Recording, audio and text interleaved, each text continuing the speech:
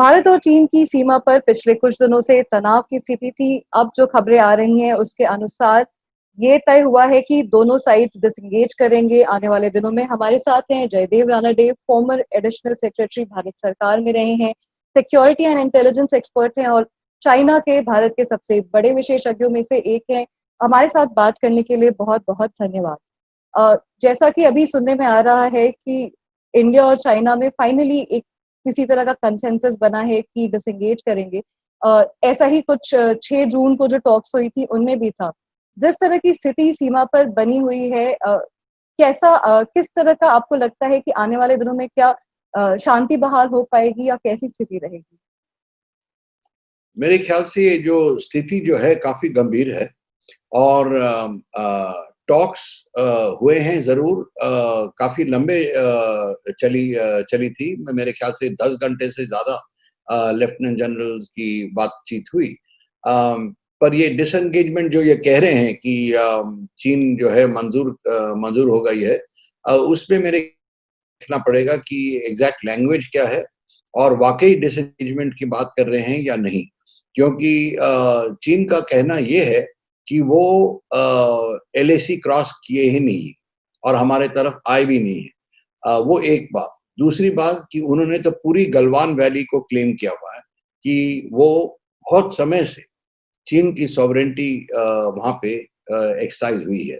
तो अब वो इन बातों को कैसे छोड़ेगी और डिसएंगेज करने से वो अपने लोगों को कैसे जस्टिफाई करेगी कि इतना उन्होंने एनर्जी और टाइम और एफर्ट लगा के जो फोर्सेस जमा किए हैं 1100 किलोमीटर से ज्यादा एलएसी के ऊपर, तो उसको जस्टिफाई वो कैसे करेगी। तो ये प्रश्न सामने आते हैं। तो मेरे ख्याल से इसको थोड़ा केयरफुली देखना पड़ेगा और फिर ही अंदाजा लगाना पड़ेगा। इस बार जो टेंशन हुई हमारे इंडिया चाइना के बॉर्डर पे, उसमें जो एक चीज थी नोटिसेबल वो ये थी कि एक से ज्यादा पॉइंट्स पे कन्फ्लिक्ट पॉइंट्स बने। और डोकलाम के कंपैरिजन में इसको किस तरह से देखते हैं और क्या कुछ नया है इस बार? क्या किसी लार्जर पॉलिसी का हिस्सा लगता है ये? जी, इनफैक्ट ये बहुत फर्क है डोकलम में और जो अभी हो रहा है। पहली बात है कि डोकलम में फोर्सेस सब फोकस हुए थे एक जगह पे और एक उनका मुद्दा था। इस टाइम कम से कम 8 या 9 पॉइंट्स पे ये लोग इनकी फोकस थी, इनकी कंसंट्रेशन थी। और जैसे कि मैंने कहा, डीबीओ से लेके मतलब उत्तर लद्दाख से उत्तर सिक्किम तक, ये इतनी लंबाई पे चीन ने अपने फोर्सेस को मास कर लिया, मतलब इकट्ठे किए थे। और वही नहीं, रिजर्व फोर्सेस भी बुलाए थे ताकि वो रिजर्व एरियाज में तैयार रहे और काफी हैवी गन्स, हैवी व्हीकल्स वगैरह भी उन्होंने बुलाए थे। तो ऑब्वियसली उनका कोई ना कोई मकसद हुआ होगा इसके लिए। लोग कहते हैं कि शायद हमें सिग्नल देने के लिए। तो ये काफी महंगा तरीका है सिग्नल देने के लिए। मेरे ख्याल से कुछ और इम्पोर्टेंट ऑब्जेक्टिव होंगे इनके। एक दो बातें सामने आती हैं, अगर समय है तो मैं बताऊं। एक तो ये है कि वो जो एरिया वो समझते हैं कि उनके लिए सेंसिटिव है या उनके लिए महत्वपूर्ण है, उस पे वो शायद सोचे होंगे कि हम लोग कब्जा कर लें। डोकलम में एक जगह पे, एक पॉइंट पे कंसंट्रेशन थी पीएलए के ट्रूप्स पे, और हमारी भी एक ही पॉइंट पे थी। बट यहाँ पे चाइनीज ने अपने फोर्सेस को 1100 किलोमीटर से ज्यादा एलएसी पे जमा किए, मास किए, जी। डीबीओ से लेके नकुला तक, मतलब नॉर्दर्न सिक्किम नकुला पे, और मल्टीपल पॉइंट्स पे थे, मतलब दौलत बेगोल्दी, गोगरा, कलवान, पंगोंग सो, दमचौक, चुशुल। चीन ने इस टाइम पहले टाइम 17 मई को और फिर अभी 17 जून को उन्होंने रीस्टेट किया कि उन्होंने सॉवरेंटी एक्सरसाइज की है गलवान वैली पे बहुत समय से। और फिर उन्होंने अलग से लद्दाख पे भी अपना क्लेम किया है। तो जी। काफ़ी फ़र्क है। इन्होंने ऐसे जो क्लेम्स किए हैं और हमारे ऊपर ज़रूर दबाव डालने की कोशिश कर रहे हैं और ये जो फ़ोर्सेस हैं रियर से भी काफ़ी फ़ोर्सेस उन्होंने लाए हैं। तो ये काफ़ी फ़र्क है। ये ऐसा लग रहा है कि वो कोई लार्जर ऑब्जेक्टिव के साथ यहाँ पे आए हैं। तो यानी कि एक हायर लेवल पे चाइना में शायद सरकार के लेवल पे या आर्मी के लेवल पे किसी कहीं पे डिसीजन मेकिंग हुआ है जो एक्शन फिलहाल हो रहा है। बिल्कुल सही बात कही आपने। ये जो फ़ोर्स बिल्डअप है और ये जो एक्शन है, इनका जो सेंट्रल मिलिट्री कमीशन जो है, जो सबसे बड़ी बॉडी है और जिसके चेयरमैन हैं शी जिनपिंग, वो प्रेसिडेंट जो है, राष्ट्रपति जो है चीन का, उसके मतलब वो डायरेक्टली चेयर करते हैं उसको। तो उसके अप्रूवल के बगैर ये हो ही नहीं सकता है और इनफैक्ट वो ही नहीं, मैं तो इस पॉइंट तक जाऊँगा, मैं कहूँगा शायद उन्होंने ही इनिशिएट किया है ये प्लान, क्योंकि उनका कोई ऑब्जेक्टिव होगा तो उन्होंने इनिशिएट किया।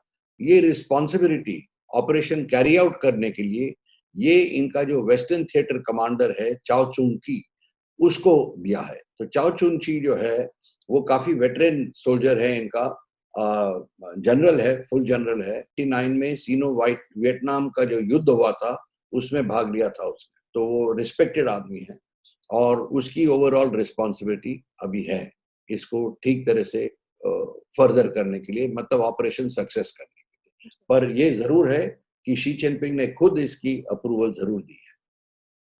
एक ऐसे टाइम पे जब पूरी दुनिया एक पैंडेमिक का सामना कर रही है, तब चीन ने एक ये वक़्त चुना है।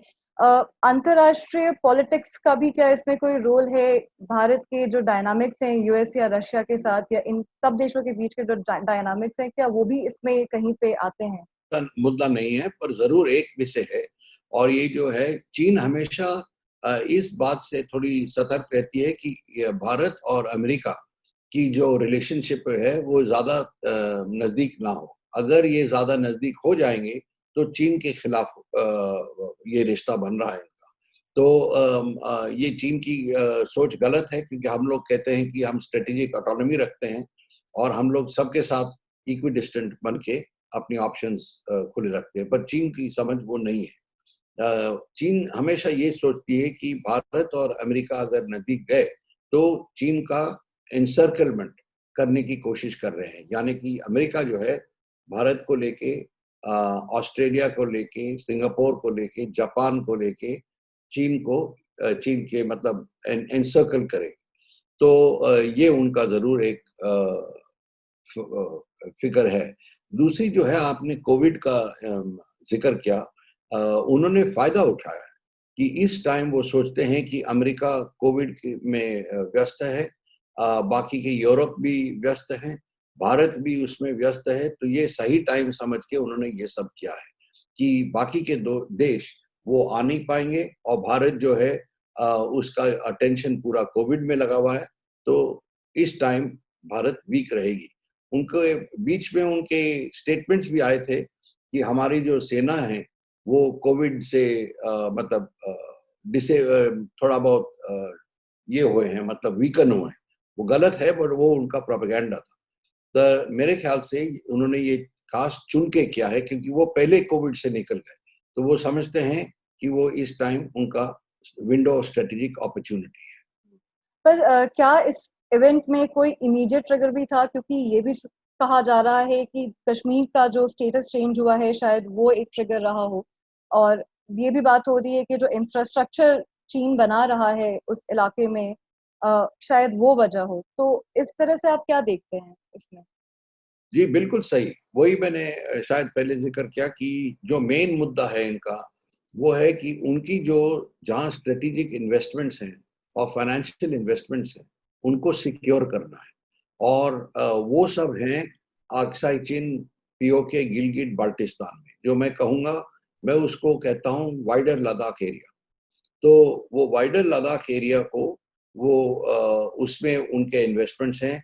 ये चाइना पाकिस्तान इकोनॉमिक कॉरिडोर के बारे में तो आप जानते ही हैं। तो उनको सिक्योर कैसा करना, और जब फिर हम लोगों ने, भारत ने आर्टिकल 370 को रिवोक किया, तब चीन के वरीज जो हैं ज़्यादा बढ़े कि उन्होंने कहा कि पता नहीं अब भारत की क्या नेक्स्ट स्टेप क्या होगी और हमारे जो इन्वेस्टमेंट्स हैं वो सेफ हैं कि नहीं है। और जो हमारे मैप्स इशू हैं दिखाते हुए हमारे पुराने बाउंड्रीज बॉर्डर्स की अक्साई चिन, पीओके, गिलगित बाल्टिस्तान सब हमारे इलाके में हैं, तो जी। उनको लगा शायद अब अगले कदम में हम कुछ और ना कर बैठे और ये ज़रूर एक फायदा ये पॉइंट है।